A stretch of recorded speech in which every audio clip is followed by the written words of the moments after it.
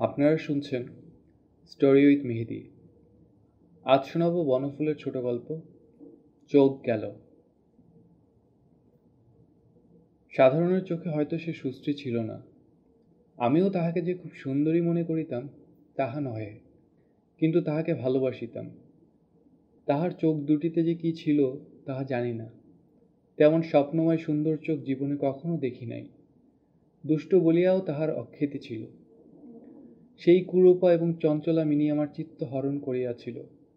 তাহার চোখ দেখিয়া আমি মুগ্ধ হইয়াছিলাম।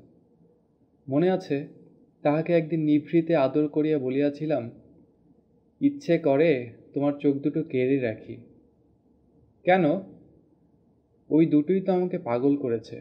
আমি সবচেয়ে ওই দুটোকেই বেশি ভালোবাসি। এত ভালোবাসিতাম, কিন্তু তবু তাহাকে পাই নাই। অজ্ঞাত অপরিচিত আরেকজন আসিয়া বাজনা বাজাইয়া সমারোহ করিয়া তাহাকে লইয়া চলিয়া গেল। প্রাণে বড় বাজিল, কিন্তু সেই বেদনা হয়তো মুছিয়া যাইত যদি সঙ্গে সঙ্গে আরেকটা মর্মান্তিক ঘটনা না ঘটিত। মিনি যখন বাপের বাড়ি আসিল, দেখি তাহার দুটি চক্ষুই অন্ধ। কারণ শোনা গেল যে চোখে গোলাপ জল দিতে গিয়া সে ভুলক্রমে আরেকটা ঔষধ দিয়া ফেলিয়াছে। আমার সঙ্গে আড়ালে একদিন দেখা হইয়াছিল।